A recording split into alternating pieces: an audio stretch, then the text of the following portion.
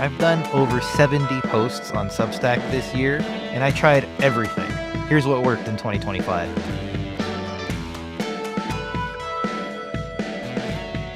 Hello and welcome to Pesto Comics. This is the entry for December 17th, 2025. We're almost at Christmas, guys, but more importantly, we're almost at the end of the campaign for Big Smoke Pulp Volume 2. So before we get into any of it, I'd like you to check that out. You can find it at bit.ly/BSPV2. The reason I'm so adamant about this is because you only have 2 days left to get the Kickstarter exclusive hardcover of this book. So 2 days left. If you don't get it now, you won't get it again. So please check it out while you still can. And now, with that out of the way, let's talk about Substack. One of the most important things I always tell everyone to do if you are starting some kind of creative career or any career where you want to sell people something, but especially if you want to sell something you've created, having an email list is absolutely pivotal. I'm on YouTube, I'm on Instagram, TikTok, Twitter, or X if you want to call it that, Blue Sky, you name it, I'm on it. And yet, where I find most of the engagement that I get is through my newsletter. Even though it's mostly a one-way conversation with me speaking to my readers and really spilling my guts and telling them everything, that's where I'm getting the most engagement. Even with these videos, they seem to do a little better on Substack than they do on YouTube. If you look at the YouTube numbers, you can see, still growing there, still very early days, but the Substack numbers, night and day, doing much better there. So I credit that to Substack and just having a strong mailing list that we've built over 2 years of campaigns and really pushing the newsletters. So happy to have you all here. Today, I'm going to talk about 3 experiments that I ran on my Substack this year, and then we'll follow that up with 4 lessons that I took from those experiments. So let's get right into it. We're going to start with experiment number 1. That was my sub-newsletter elsewhere in the universe. Something cool you could do with Substack is you can have sub-newsletters. So you can have just small groups of your mailing list reading these parts of your newsletter. So what I was doing was Wednesday, I had my regular post, like the one you're seeing now, that would come out every Wednesday as per normal. And then every other Saturday, I would have a new post called Elsewhere in the Universe. And this was my chance to talk about things outside of Pesto Comics. So if I wanted to talk about movies or comics or anything that was interesting me, that was kind of my free space to just talk about all of it. And as cool as that sounded, as much fun as I was having, it just became too much work. It really took the fun out of it now that I was on a deadline. So what I ended up deciding to do was shutting that down relatively quickly. So that allowed me to kind of focus on still 6 posts a month, which ended up being quite a bit. What I learned was I could still get that joy, that fulfillment of speaking to people about current events and all that thing with social media. That's the whole point of social media. It kind of sucks because it's so fractured. So now if I'm having the conversation, I'm not necessarily having it with everyone that I used to in the past. That was what Twitter was for. Twitter would be great to have the conversation of what's happening now. Now I see it's a lot more fragmented. If I want to talk comics, I could talk with some folks on Twitter, some folks on Blue Sky. Threads, I've kind of dropped off. That one is way too rage baity for me. But the main point is I'm not using the newsletter for that right now. So Elsewhere in the Universe is somewhere else entirely because I'm not doing it right now. Now, the second experiment is something that is part experiment and part update for today. So for those of you who've been here for a while, you've heard me talking about paid subscribers. So when I first started, what I was doing was another Saturday post. So I'd have, again, 6 posts to do every month. When I was doing Elsewhere, it was 8 posts a month. It became quite a bit. So to mitigate that, what I tried to do very recently was just have an extended section at the end of each post for paid subscribers to follow along and enjoy that way. However, the way that Substack manages paid posts, it really wants to force people to see things as paid. And what ends up happening is when I sign people up to the newsletter, they're confronted with the pay options for the newsletter. And frankly, as much as I appreciate those people who have paid to subscribe and are willing to support everything that I'm doing here, I don't want anyone to not join the newsletter at all because of that paywall that comes up. It's a little bit of an extra step just to get people to join in and get these posts every week. So something I'll be talking about specifically to the paid subscribers in the paid section today and beyond, and to everyone, is that I'm probably going to shut down this part of the experiment as well. There are a lot of implications for the paid subscribers who have paid for an annual subscription or monthly and all that. So I'll be giving you details to all that after the cut. But in terms of experiments, I don't know how I feel about this one. If Substack was my primary creative outlet and I needed this paywall to sustain myself, then it would be totally worth it. But for me, it's actually cut down on engagement on the newsletter a little bit. It locks everyone out of the comments on every post. And the comments are half of the fun. I love talking with everybody. And again, the people that are paid and are commenting, I really do appreciate you. And that's great. But I don't want to punish everyone else and lock them out of the experience just because I'm doing something a little bit extra for everyone else. So if Substack were to be able to manage that a little better and can open up the comments and take down that primary paywall that comes up when people are just trying to sign up for free, I would maintain this. But it's more of a structure of Substack that's making me take it down. And again, we'll talk after the paywall about the specifics of how I'm going to do that. Make sure fair is fair. I'm going to give the people who have subscribed something a little bit extra to make this all worthwhile for them. So I really appreciate your support, and I want to show you that with something personal from me. But as an experiment, I'm going to chalk this up to another learning experience and something that I won't be continuing in 2026. So if you're watching this on Substack or on YouTube or on the various places that I put shorts, TikTok, Instagram, etc., then you'll notice you can see me. This is a video. And that's something new that I started in 2025. It's something I've been wanting to do for a long time. What I wanted to do before that was actually clean up my whole background here. I'm working on it. Slowly we'll get things a little bit nicer and it'll give it more of a studio vibe. I do have the nice backlight set up, so if you're watching, you can see that that's behind me and giving me the nice halo. So I know my film school is showing, but I know that I can do this part just fine. I get the foreground fine, but the background is just a nightmare. You can see all my knickknacks, like my TFC stuff and my Batman bag and the Pesto Comics banner I use for conventions, but this isn't exactly what I want to be doing. I'm using that green screen to hide the mess of the basement behind me. So at some point I'm going to get this all cleaned up, but this is also my fulfillment space for Kickstarter. So it becomes a bit messy. And that's something I'm going to try to work out and get sorted so that I'll have a space that's clean and looks good for recording. But I digress. The whole point of this diatribe is to talk about how I got into video, finally. I started with the audio because I wanted to see if my performance levels were up, if I could speak clearly and be somewhat entertaining to people. And the feedback I got about the audio has been wonderful. I saw the subscribers to the Substack absolutely shoot through the roof once I started doing audio, and that seemed to be a preferred way that a lot of people were actually engaging with the newsletter. It is funny though, because I did do a poll recently and asked, how are you all experiencing this? And the majority of people said they read it. I think part of that is because if you listen to it or watch it, you didn't see the poll. So a little bit of a bias poll there. The people I speak to in person have said, I listen to your show all the time. And now I'm starting to get a handful of people saying, hey, your videos are great as well. So I'm really happy with this. This is something I will 100% be continuing. I'm very happy with this whole video aspect of things. It's a little bit of work to set up, but I'm very happy to do it. And 100% something I will be continuing through 2026. What did I learn from all this? I got 4 lessons to go through, starting with lesson number 1. Consistency is key, but frequency isn't everything. Quality and sustainability are what are most important. If you can't do this regularly and you can't do it without burning yourself out, then it's not worth doing. And I'm happy that I did the experiment. I was very clear that it was an experiment, especially with Elsewhere in the beginning, that it was something I wanted to try. And I was going to do it for a little while and see how it went. And I quickly felt myself chasing it constantly. So I was quick to shut it down. A little less quick with the paywall. And that's mostly because of the challenge of I took people's money for the paywall. And now it's trying to make it worth their while, especially those who subscribed annually. I want it to be valuable for them, even though they're not going to get a full year's worth of content out of it. And I feel terrible about it. And I was really considering, hey, let's just survive through the year to make sure people get a full year and then cancel it then. But I think there's a better way to make all those people whole. But it was an experiment that I do think I do need to shut down in order to do all the big things that I have planned for 2026. And I was talking about that in a couple weeks. So definitely stick around for that. But very, very big things coming in the new year. And I don't want anything to take away from that.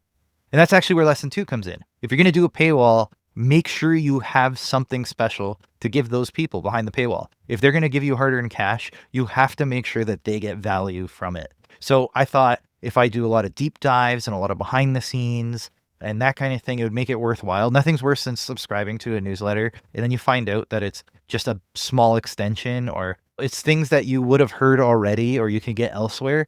I don't mind supporting someone just to support them. I understand what it's like as an independent creator. And any leg up is a leg up. But me personally, I don't want to be a source of any bad feelings, especially when it comes to money coming out and then you feel like you're not getting anything back for it. So if you're going to do a paid newsletter, have a real strategy, have a real good sense of what's going to give value. I think I had that with the deep dives and everything, but when you combine that with sustainability, it became a real problem. I'm not saying I would never do that again, but I would have to think of a different way of delivering that same information that doesn't involve the Substack paywall and the way all that works. I don't want to put a barrier between that and everyone. So that's why I think the paywall has to come down. But again, your mileage may vary. But for me, the lesson I learned is it gets more in the way than it helps. And lesson 3, format matters when you're trying to build a community. The whole point of this newsletter is not just to sell people on all the projects I'm doing, but for people to get to know me and the person behind all of these projects as well. And the hope is that we build a bit of a community. And that only works if you guys know who I am and I'm not just text on a screen. So with audio, I found that the relationships were a little better. When I did meet people in person, they kind of felt like they knew me already. I did have my picture out there and I kind of look the same everywhere I go with the hat and glasses. So I have kind of a look that people are able to track me down with. And there's some intention behind that for sure. One thing I did notice is the shorts got out there, which have much more discoverability as people are scrolling and then my mug pops up yelling about God knows what each week. But people felt like they got to know me before I ever went to speak to them in person, or they felt much more comfortable approaching me at my table, which is exactly the point, right? I want people to know who I am to a degree and feel really comfortable, not only with me, but all my work. And they kind of know what's coming and they know what to expect. I think with video, it's just a little more personable, even though it's me one way talking to a camera lens like I'm doing right now. It does feel like, we have a little bit more of a connection going on. So I think keeping format in mind is key. Not everybody's comfortable being in front of the camera or recording audio or any of that. And I totally get it. But for me, it was an absolute win. And it's something, again, I'll be continuing from now on. I think it's been absolutely great. And number 4, I keep mentioning all these different platforms I'm on, and being diversified and being on as many as you can without burning yourself out, of course, is huge. The main 2 that I'm on right now are Substack and YouTube. YouTube is something that I've just started out with, and I've just started to build an audience there, and it's been going pretty well. Again, the shorts are great for discovery, but it's bringing people to the long form videos as well. More importantly, it brings people to the Substack, which is the goal of all of this, of collecting emails and making sure that if YouTube decides to ban me for some reason one day or shut down or God knows what they decide to do, I still have people's connection. I have a connection to them via their emails that I can take with me from platform to platform. Even if Substack goes down one day, I have those emails and I can bring you to some other platform and we can continue this relationship.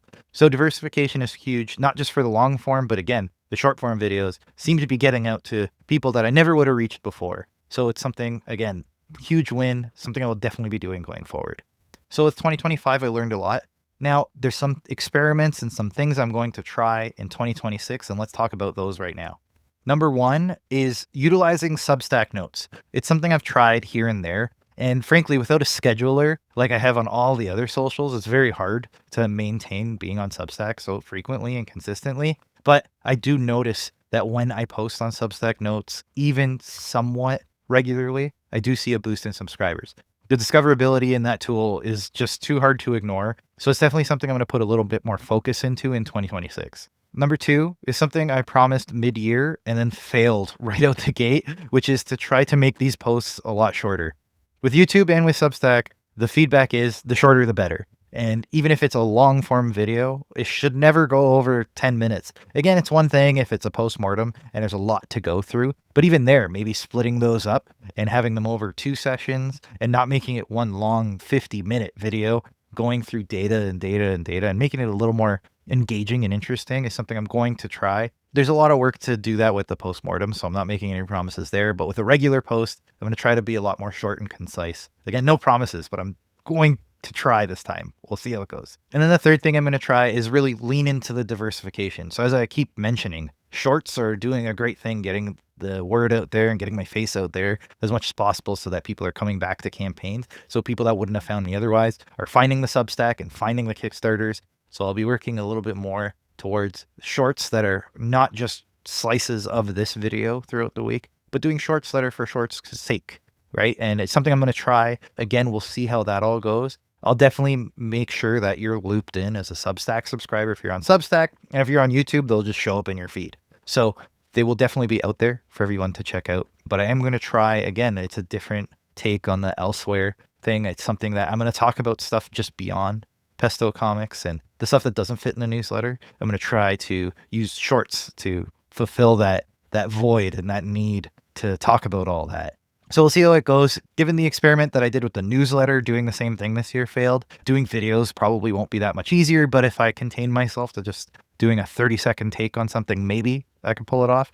We'll see, but that's something I want to try in the new year as well. So not necessarily a newsletter thing, but more of a reach and marketing thing that will, of course, bring people back to the newsletter and hopefully grow the whole community here. So with all that, I want to thank you for being here. Thank you for being a part of the community. It really does mean a ton. And being able to build this list from half a dozen subscribers when I first started all the way up to just over 3,000 that we have now is such a big deal. And again, we're growing on every other platform. You know, I'm not huge on any platform really. Substack is doing great. All the others, I'm in the hundreds and thousands, depending on how long I've had each platform. You know, Twitter and Blue Sky are doing well. YouTube, TikTok, and Instagram are slowly growing, but the goal is to continue to grow all of these platforms. I don't own any of the other socials. I've had posts about exactly that, where you don't own the socials. The only thing you own is your mailing list. And that's what I really want to make sure that we keep growing, is that this mailing list grows so that the business grows, so that I can keep getting cool stories from all the artists that I work with out to you. And the only way I can do that is with your support. I want to thank you for being a part of the newsletter. So if you're watching this on Substack, stick around because we're going to do our secret epilogue where I just kind of riff and tell you whatever's top of my mind. But if you're watching this on YouTube, I don't want you to feel like you have to leave the platform. So what's going to happen right now is the little card's going to pop up. And if you click that, it'll bring you to the super secret epilogue. I'll put it in the description as well. So open secret. But if you want to see it, it'll be an unlisted video. It's just me riffing. So it's not something that is appropriate for regular YouTube, but with the thumbnail and all that stuff. It's just a video of me chatting about everything that we talked about today. But I don't want you guys to feel left out or feel like you have to subscribe to Substack to get it. So now those videos will be posted unlisted for you guys to check out. All that said, I want to thank you for being here. And before I go, I want to mention 2 projects that are in pre-launch right now. Number 1 is Naked Kaiju Woman number 3. This one's doing very well already in pre-launch. Very unsurprising. The first 2 Naked Kaiju Woman issues did very well. But another thing that needs your help because it's brand new and people don't know what it's about is our new comic series. Myself and Riccardo Ficini with colors by JP Jordan coming out in the new year. It's called SNIP. We are doing a double issue launch with this one. So it'll be SNIP issue 1 and issue 2. You can get them both with this campaign. We'll be launching in January. So we need your help with the pre-launch. So please check that out. With that, I want to thank you for being here. We'll be back next Wednesday doing a review of 2025 on Christmas Eve. So if you want to spend Christmas Eve with me, be there. I'll make sure that it gets posted at noon or as close to it as possible because that video should be cut and edited well before then. I'm recording this in early December. So if you join me then, we'll go through a review of the whole year and everything that happened with Pesto Comics. And then if you want to look forward to 2026 on New Year's Eve, we're going to look ahead to the whole new year. So should be a lot of fun. Thanks for being here. We'll talk again very soon. Thanks.